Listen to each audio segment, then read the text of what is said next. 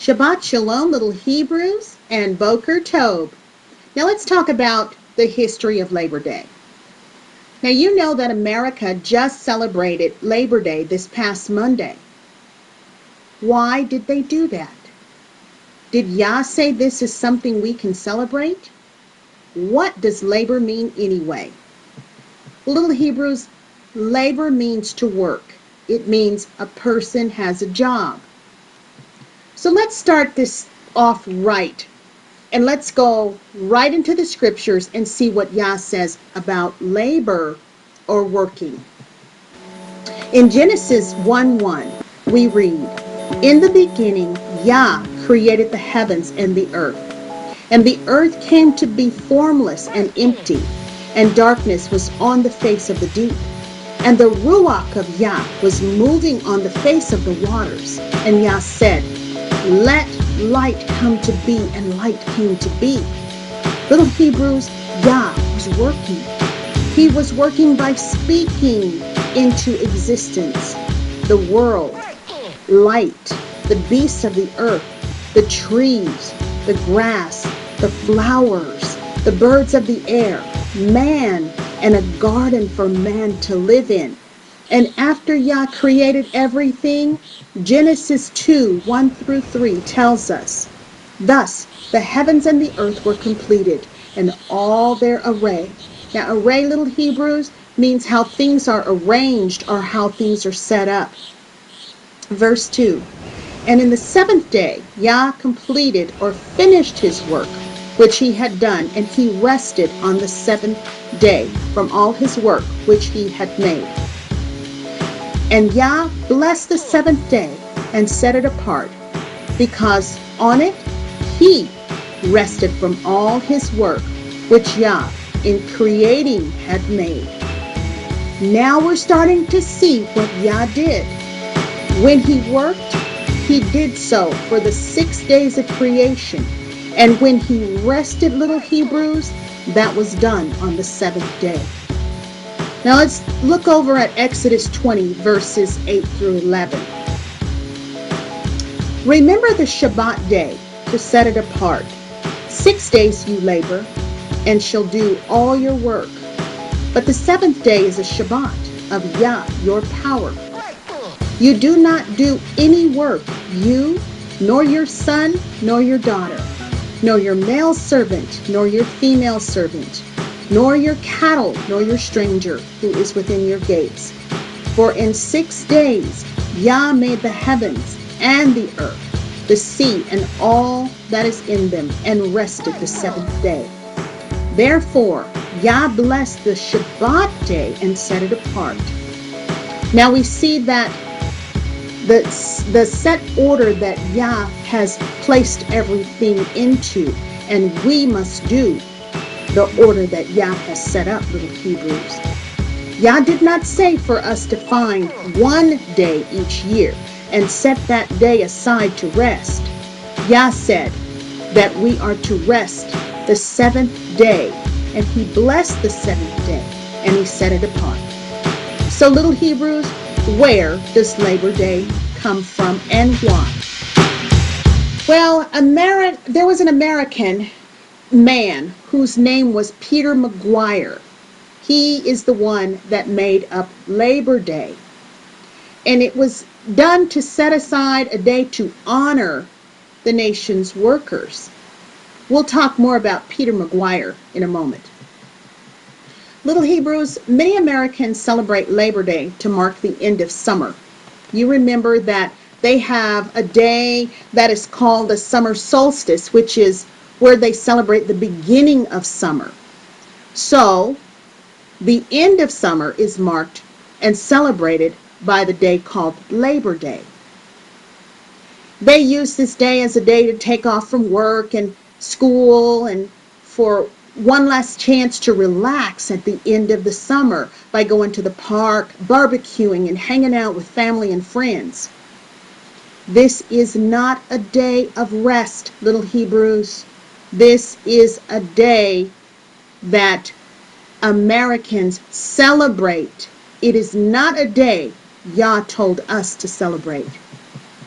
To many Americans, Labor Day represents a very important victory for laborers or workers all over the United States. This holiday is a celebration of the social, which means a group of people, and economic, which means the financial or the money part, and their achievements, okay, which means how they measure success. And this is all for American workers. So, Labor Day is really celebrating the success that American workers have gained through making money.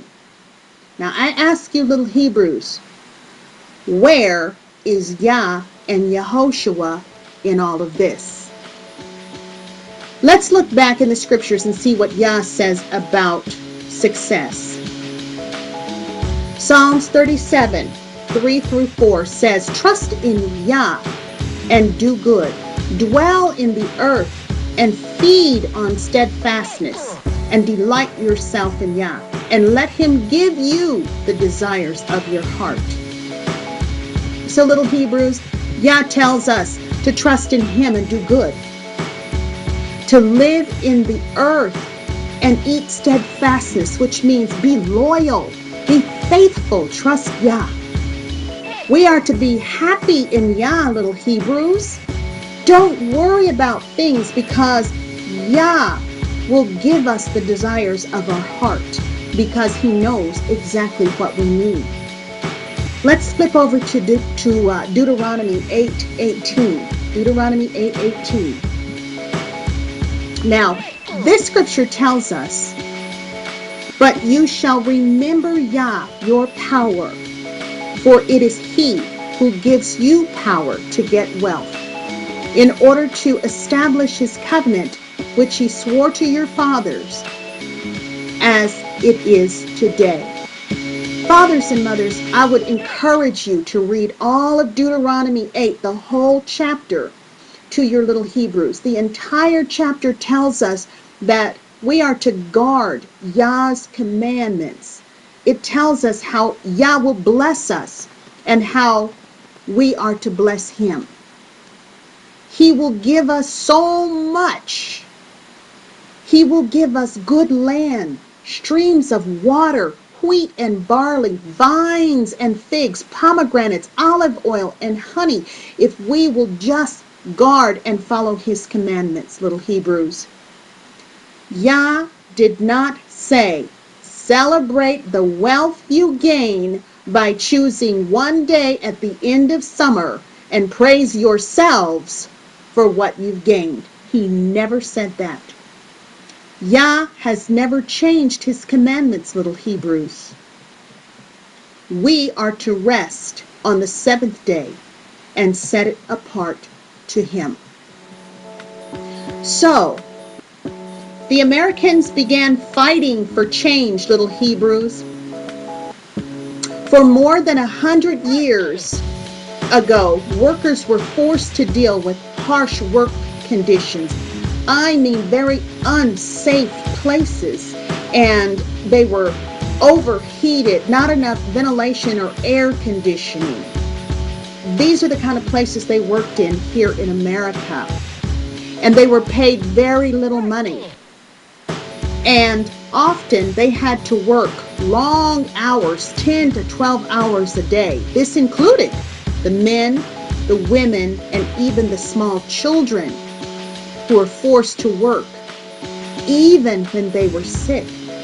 So they began to fight. They fought for shorter work days. They fought for higher pay. They fought for the rights that the children did not have to work. And they fought for less dangerous working conditions. The Americans formed what they called labor unions, little Hebrews. Now, labor unions are made up of people who take the concerns and issues that other people have. So in this case, they're taking the concerns and issues that the workers had because of their working conditions, and they took this to the state and to the governmental levels to try to get higher pay, better benefits, and better working conditions for the people. Well, let's speak about slavery. Keep in mind, little Hebrews, this does not include our ancestors, as the Emancipation Proclamation was issued only 9 years before Peter McGuire started his movement to get better working conditions for people. The Reconstruction era of 1865 through 1877 was in full progress. This was a hard time for Americans, little Hebrews. They were used to having the Hebrew slaves in the fields, toiling for them from sunup to sundown. No pay was ever necessary for the Hebrew slave. But now that the Americans found themselves after the Civil War and into the Reconstruction era, they found themselves, men, women, and children, working the long hours for little pay and under terrible conditions and in places that were not safe. They were crying out, and they were needing someone to make it better for them. And so, Peter McGuire. There was a New York City carpenter named Peter McGuire, who is said to be the one that came up with the idea of Labor Day. Way back in 1872, after working many long hours in places that were not safe, McGuire gathered 100,000 workers to go on strike. Now, to go on strike, little Hebrews, means that they stopped working. They protested. They held up picket signs. They wanted a change. The workers marched through the streets of New York City demanding better working conditions. Peter McGuire spent a decade, now a decade is 10 years, little Hebrews. So Peter spent a decade fighting for the rights of the workers. And in 1882, he put forth the idea to create a special holiday for workers. And on Tuesday, September the 5th, 1882, more than 10,000 workers gathered in the streets of New York City for the first ever Labor Day parade. 2 years later, which would be 1884, the celebration was moved to the first Monday in September. And in 1894, Congress passed a law making Labor Day a national holiday. So the American people called Peter McGuire the father of Labor Day because he came up with the idea for the holiday in 1882. Americans celebrated the first Labor Day holiday with a parade, little Hebrews, picnics, and fireworks. Today, many people travel to enjoy the last of their summer vacation. Others enjoy the long weekend with picnics, barbecue, or they just rest and have some relaxation in some exotic place. But remember this, little Hebrews. This is what Babylon created.